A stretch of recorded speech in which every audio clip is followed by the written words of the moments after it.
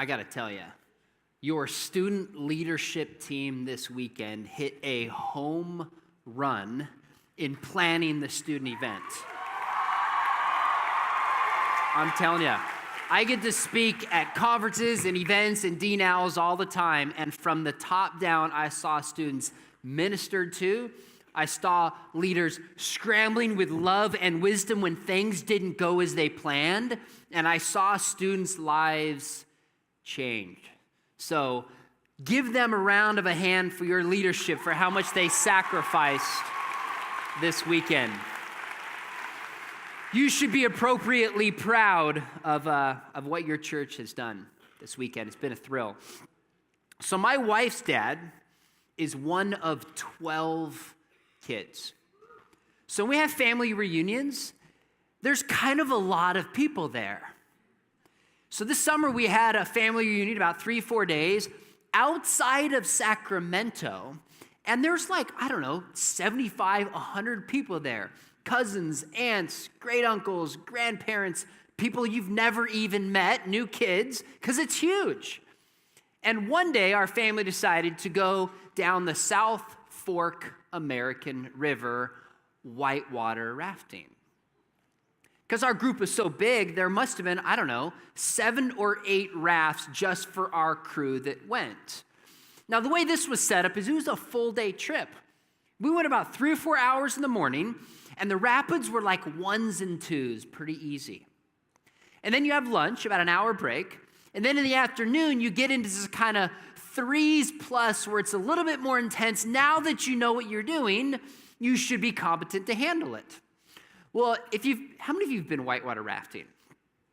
Okay, good, a few of you have. You remember the advice, if you get thrown out of the raft, you don't reach for something. Don't swim to the side. Certainly don't try to put your feet down.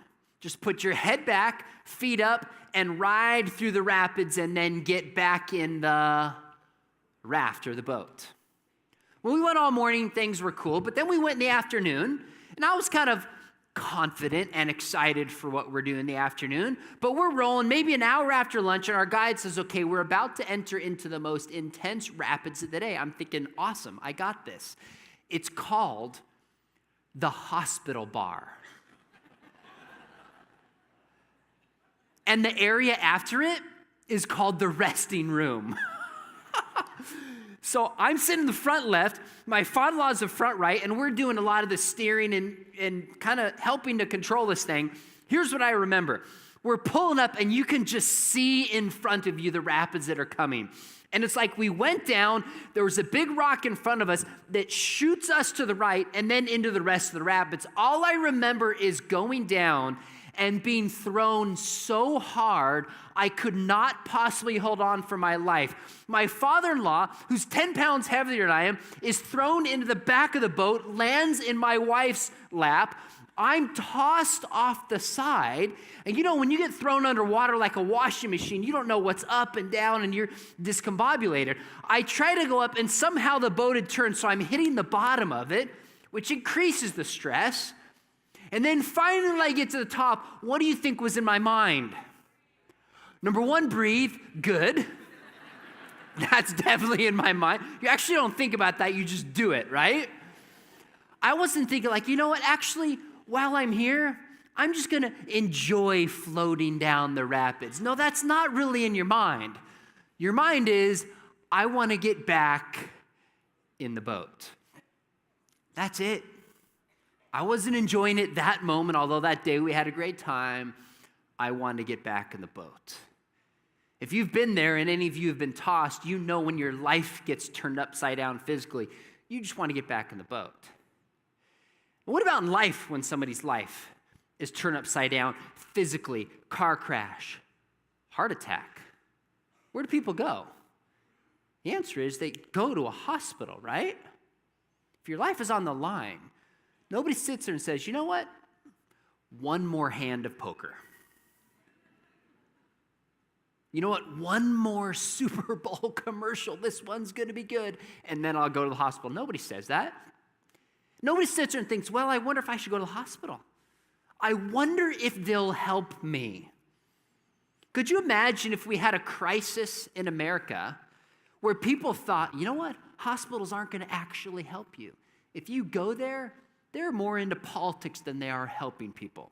They're more into money than helping you get better. We'd have a lot more people sick and hurt, wouldn't we? See, in life, because we have something called 911, when there's an emergency, we want to get somebody to the hospital. What about when there's an emergency relationally or emotionally or spiritually? What's the first thought that comes to somebody's mind where they want to go for that help? You know, as a whole, what their thought is not, sadly, increasingly in America? Their thought is not, my life is turned upside down. I've been thrown from the relational boat. I need to go to church because these are people that will love me and help me. David Kinnaman wrote a book 2 years ago, and he said, increasingly, Christianity is considered extreme and irrelevant in more and more Americans. Now, a few years before this, he wrote a book called Unchristian. And they went out and they surveyed non-believers who don't describe themselves as Christians and asked them, how do you view the church and how do you view Christians? Notice, his study revealed. His study said, number one, hypocritical.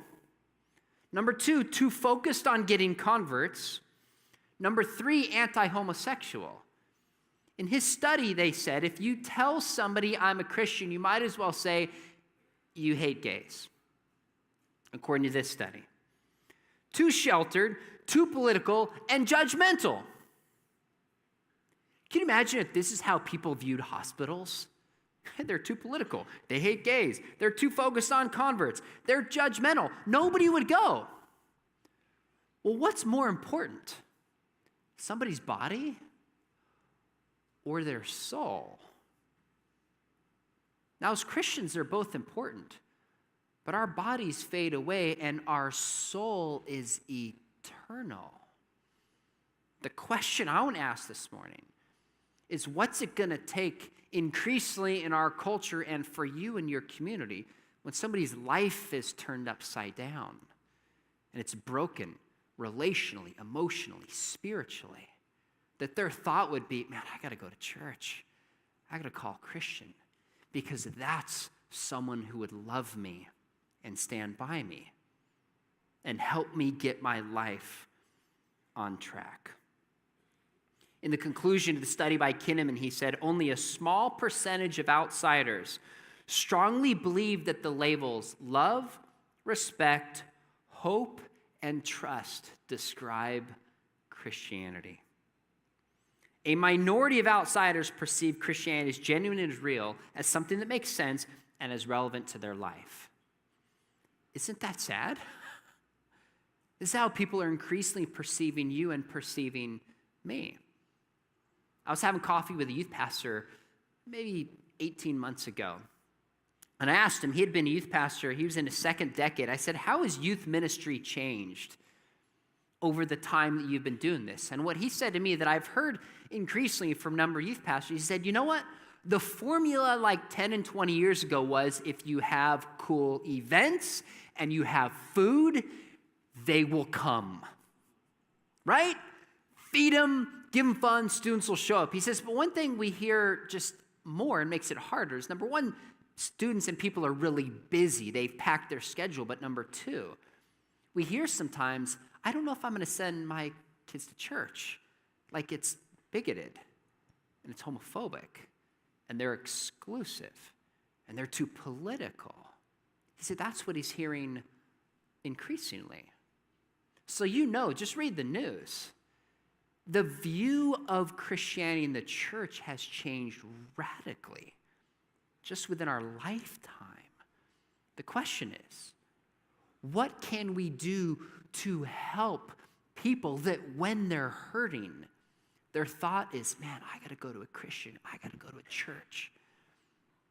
So I was at a conference called ETS, Evangelical Theological Society. I'm a professor at Biola University. And this is where like 3,000 to 4,000 professors get together and read nuanced papers of like one verb in the Gospel of Luke. It's awesome. And I went to a seminar by Darrell Bach from Dallas Theological Seminary. And he asked a question. He said, what can we do as a church so when people hear this charge that Christians are bigoted and hateful and homophobic that's repeated ad nauseum in the media, their next thought is, that doesn't ring true to me. He said, you know what it is? It's when they're in relationship with a Christian who treats them with kindness and with grace and with love. So when they hear this common charge, their next thought is, that doesn't make sense. That doesn't match the Christians I know in my life. So how do we do this? The answer is obvious. Let's follow the model of Jesus from the passage we just heard read this morning from Mark chapter 2. So I'll read it to you, but if you want to turn there and follow along, that would be awesome. If you can't find Mark chapter 2, it's right after Mark chapter 1. Genesis, Exodus, Leviticus, Mark. Mark chapter 2. Mark chapter 2, verses, we're just going to read 15, 16, and 17. 3 verses, and then kind of explore some insights from this passage. Mark chapter 2, verse 15. It says, and as he reclined at table in his house, many tax collectors and sinners were reclining with Jesus and his disciples, for there were many who followed him.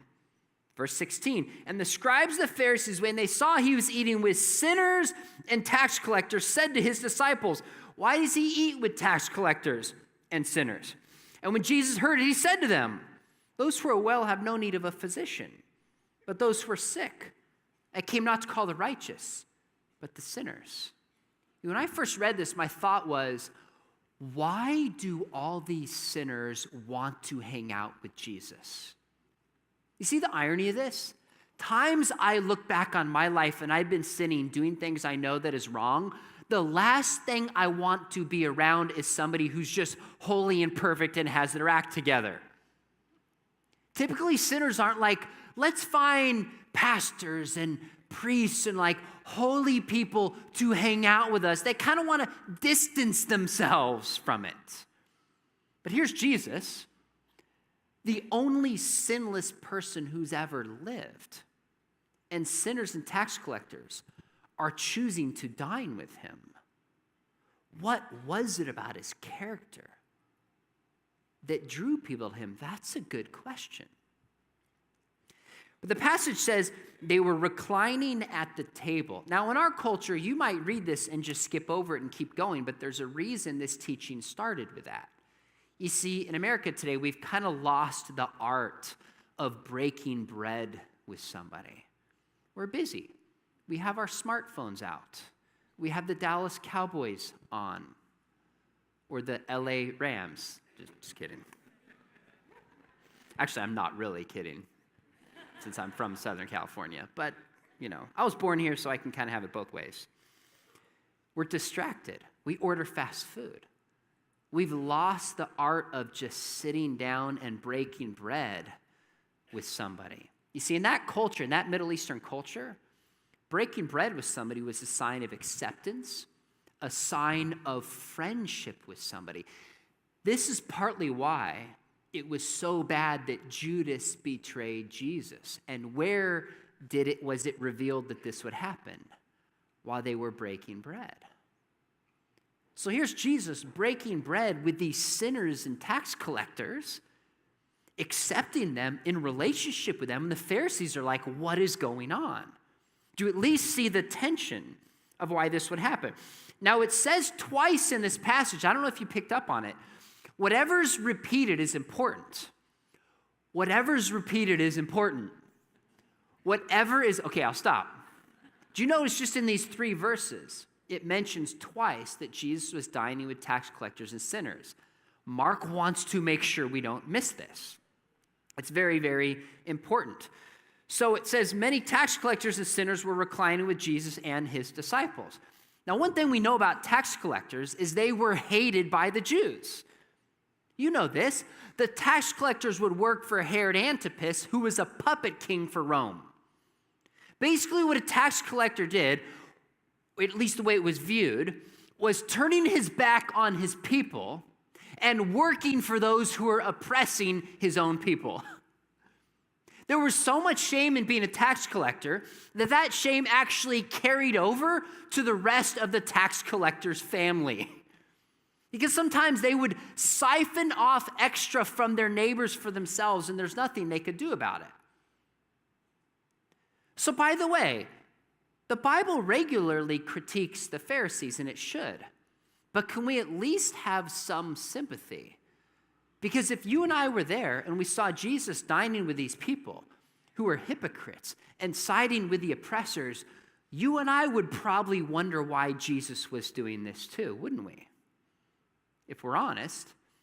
Now, it also says he's with sinners. I think we tend to think, oh, it was the murderers or the drug dealers or the prostitutes. No, actually, in this context, sinners basically meant those who failed to follow the law. Those who fell short of the requirements of the law, they were sinners because they couldn't righteously follow all the things that God required. Now, it says specifically the scribes who were the Pharisees were there. Now, do you know the difference between the Pharisees and the Sadducees? The Sadducees based their relationship with God on work in the temple. So when the temple was destroyed, the Sadducees disappear in AD 70. The Pharisees based their relationship with God on all the laws and rules that they could follow. So the temple's destroyed, and the Pharisees continue because they could follow the law and develop rituals. So the Pharisees were a group of people that were a more conservative Jewish sect. Paul was a Pharisee who tended to pride themselves in following the law to the letter, T, so to speak. Cross all their T's, dotted all their I's. That's who this group, the Pharisees, are. So then we get to the heart of the passage and the point Jesus makes.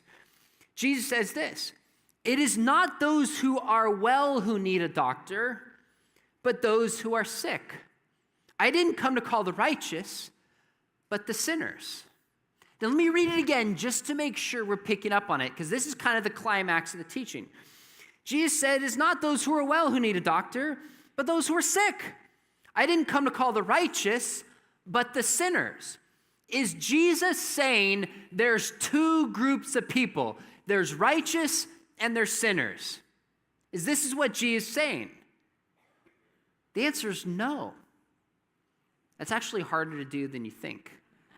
Seriously, say no and go. It took me like hours to work on this. Say yes and go like this. It really messes with your brain. It's almost as bad as the Patriots being in another Super Bowl today. Almost. Although you've got to respect. Anyways, we won't even talk about that. Jesus is not saying, let me be very clear, that he came for those who are sinners, not for those who are righteous. That's not his point. How do we know that?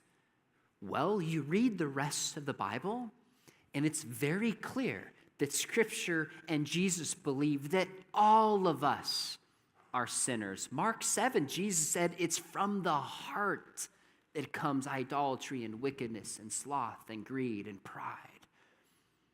Jesus knew what was in the heart of man. In fact, Romans 3:23 says, "For all have sinned and fall short of the glory of God." Do you know what all means in Greek? It means all. Yeah, there's nothing fancy to it. It means everybody. In fact, 1 John chapter 1, verse 8 says, "If we say we have no sin, we deceive ourselves." So Jesus is not saying, God sent me and I came to earth to deal with those who are actually sinners rather than those who are righteous. He's using righteous ironically. Not referring to people that are righteous, but people that are self-righteous. You see, it's not just the sick who go to a doctor, right? Not everybody goes to a doctor who's sick because some people don't even know they're sick. Some people know they're sick, but they're still not willing to go to a doctor. They're in denial, or they think it's not a big deal, or they're too prideful. Those who go to a doctor are those who are sick and who recognize that they have a problem and a sickness and a malady that they cannot fix themselves. And they need a power outside of themselves to get well. You know what Jesus is saying? He's saying, I didn't come for the self-righteous, because they don't think they're sick. They think by their own power and standing, they are righteous before me. I came for those who are sick because they know it. They know they need some medicine to get well. Do you see what Jesus was doing? He didn't come to call those who believe they are well, but the outcasts who knew they needed to be made whole. Jesus didn't say, first get your life together, and then come and I will dine with you. That's called moralism. Jesus wasn't a moralist. Rather, he said, I will go be in relationship with you because I know you can't get your life together and start to live rightly until you have the medicine that only I have to offer, which can heal you and give you the power to live rightly. Do you see the difference? Oftentimes as Christians, we confuse this. We want everybody to live rightly first, and then we'll be in relationship with them. That's not what Jesus did. He was in relationship with outcasts. He was in relationship with tax collectors. He was in relationship with sinners because he knew that it was only when they experienced his medicine, his grace, that they could be transformed from within and then begin to live the way that God wanted them to live. But don't make the other mistake people make. People also say, well, Jesus was just okay with any lifestyle. Jesus went around and loved and affirmed every behavior. In fact, Jesus probably had the view that said, to each his own. I affirm everything. I'm not going to judge. Friends, that's also a mistake. Jesus believed there was a standard, and he believed in hell and believed that our choices could send us there. He wanted people to repent and turn from their sin, but he also knew in his love and grace and relationship first was the way to get sinners to understand their need and see the power of the gospel and be open to the medicine. Sometimes we reverse this. You know, it came out not long ago. I'm a superhero guy. I like superheroes. I've been wearing superhero shirts all weekend. I'd wear one this morning, but they wanted me to wear the Wake shirt, which is nice. It looks good. It looks sharp. It looks really sharp, actually, by the way. And it came out maybe, 2-3 years ago, that X-Men, this Marvel Comics superhero, one of the members, Iceman, it came out that he's gay. And when this was released, I read a story by a Christian leader who said, here goes Marvel again, indoctrinating people, preaching this kind of anti-God message. And of course, the left secular media picked up on this and said, here goes Christians again judging everybody. Now, I saw that and I kind of thought about it. I thought, you know what? If somebody asked me, gosh, you're a Christian, you like superheroes. I understand that Iceman is gay. What do you think? How would I respond? And I always think, how do I respond with grace, but without compromising truth? What does that look like? So somebody asked me, our response would be, well, here's Marvel, a public company, trying to make money, noticing that the world is changing. Why would I be surprised that Marvel does this? In fact, I'd be surprised if Marvel doesn't do this. They're not a Christian company, and they're trying to be successful business-wise. Then somebody pushes back and goes, well, aren't you a Christian? Don't you think that's wrong? I'd say, look, I do believe Jesus is God. And if you read in Scripture, Jesus has very serious things to say about how he designed us to live in relationship. Yes, that's true. But maybe Marvel's doing this because they're actually trying to help kids. Let's find some common ground amidst our differences and see if we can help kids. And gay kids, by the way, are more likely to feel depressed, feel lonely, and attempt suicide. Some of you might recognize the name Kirsten Powers. Kirsten Powers is a journalist. She used to be on Fox News. Now she's on CNN. And she actually was the one who first called the media on their failure to cover the Gosnell story, if you remember this.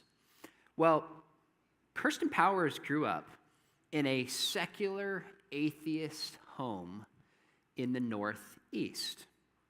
And she actually wrote in her book that she used to get together with her friends, and one thing they would consistently do is mock Christians for being stupid, uninformed, and just ruining our country. And she said, you know why I did that?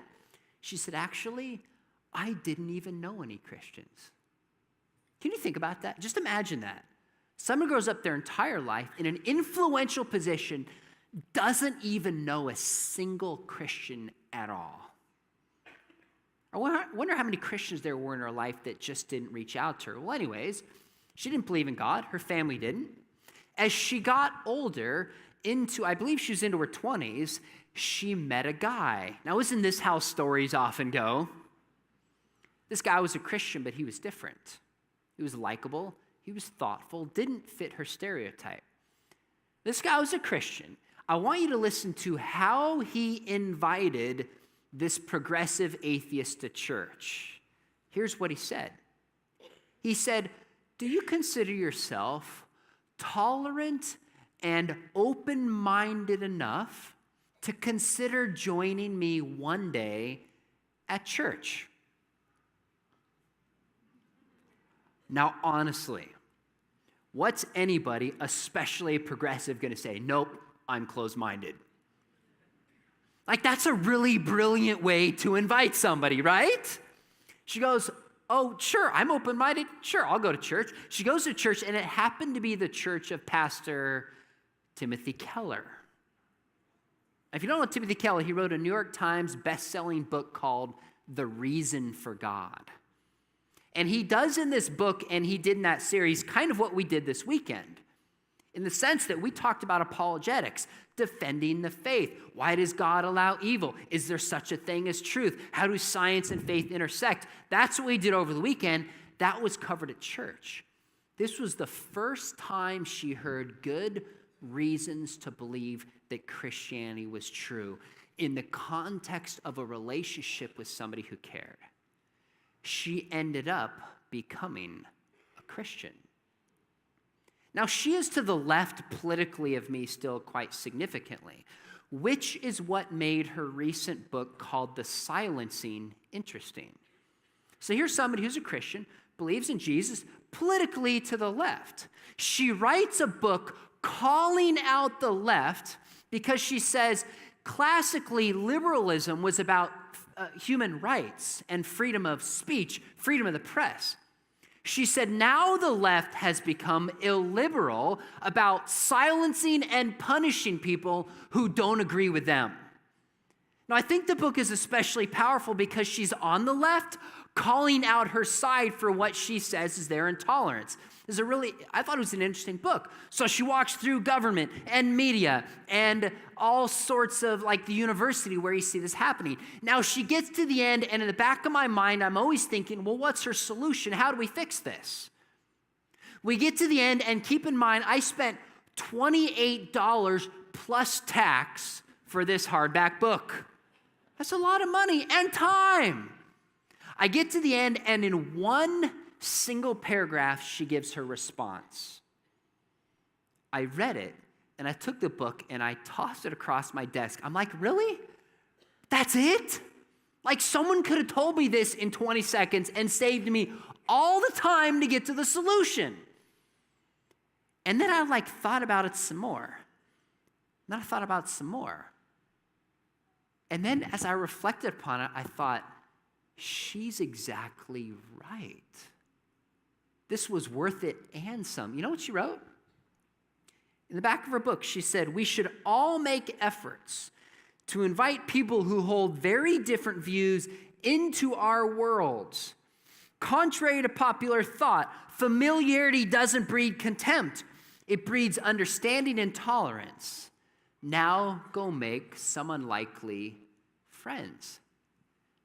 And she's right. She's right. I'm so glad I brought that book. And I also saved you $28.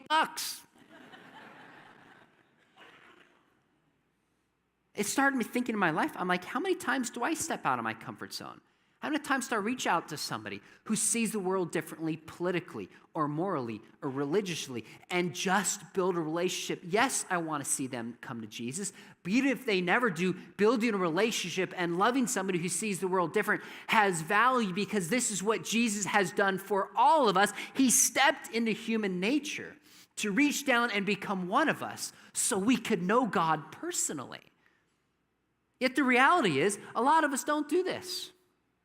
We listen to news that supports what we already believe, and we hang out with people who see the world as we do. And then we kind of wonder, how do these idiots on the other side see the way they do?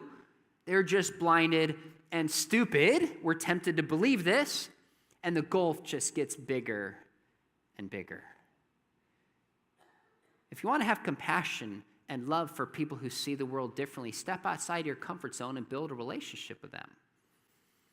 I have a YouTube channel each week where I answer like a tough question that somebody sends in about like, can Christians do yoga or tattoos or abortion or something like that?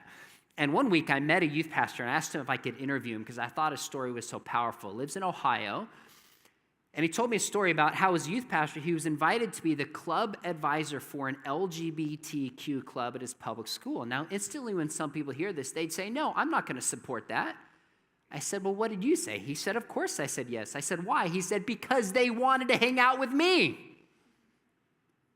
I said, well, what happened? He said, we'd meet weekly or every other week, and the conversations, like they really felt marginalized, like everybody hated him. He said, they finally turned to me and said, why don't you hate us? He said, I don't hate you because I'm a Christian. They said, you're a Christian. Well, what's a Christian view of homosexuality? So he pulls out his Bible in a public school in the LGBTQ club and starts talking about the Bible.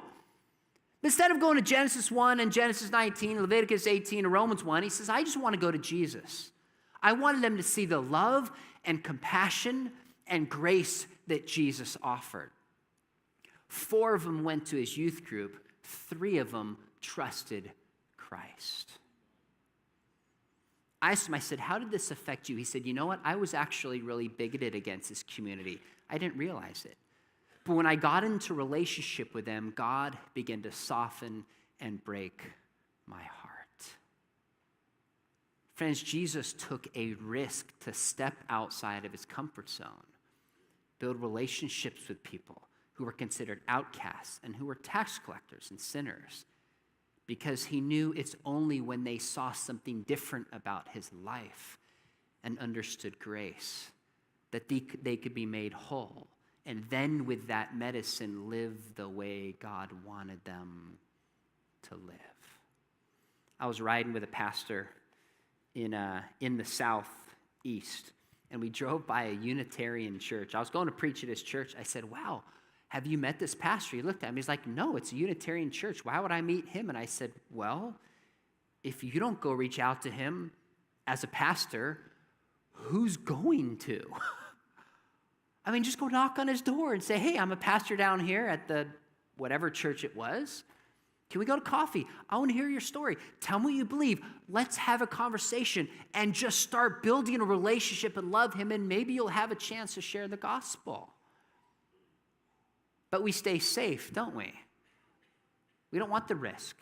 We don't want the challenge. We don't want the difficulty and the messiness of doing this. So let me ask you some questions as we wrap up. Number 1, like Jesus, do people want to be with you? Do they want to be with you? Even though you believe this stuff we teach you, do people still gravitate towards you? Second, how do you show love to your enemies? How are you countering the narrative that Christians are bigoted, hateful, and homophobic? By loving people. And I noticed your values as a church, but I want to ask you, what is one risk you can take to love people who probably won't show up here Sunday morning? Outside of your comfort zone. Show grace to them, show kindness to them, because we have a broken, hurting world. How can you show kindness and grace to them? You know one reason I think we don't do this? Because we're afraid people will ask us tough questions that we can't answer. What if they ask about the Trinity, problem of evil, evolution? Which is why I've committed my life to help answering the toughest questions that people ask. In fact, some of you might recognize the name Josh McDowell. That's my father. He had lived in Dallas for a long time. His offices are still here. My dad set out to disprove Christianity as a college student. Trying to write the book against Christianity, was compelled that it was true, and put together a book called Evidence That Demands a Verdict that was considered by World Magazine one of the top 40 books of the 20th century. Last year, we updated it together. It got the book of the year, and I'm telling you this because I asked my dad, I said, how does the evidence we have now for Christianity compare to the evidence 50 years ago when you tried to disprove it? I'll never forget what he said. He said, son, there's a tsunami of evidence. We have nothing to be afraid of by challenges to the faith. I found when I learn what I believe and help equip believers, we're much more willing to go out and engage in relationships because we're not afraid that they'll ask us tough questions. That book is back there if it's helpful. And then another one, Apologetic Study Bible for Students. Apologetics is not saying, I'm sorry, it's giving an answer for what we believe. We put together all these features through it, including answers, one-page answers, to the toughest questions people ask. For students, it's awesome, including my favorite question. If God made everything, why is it wrong to smoke pot? That's a really good question, isn't it? You want to know the answer? You're going to have to pick up a copy.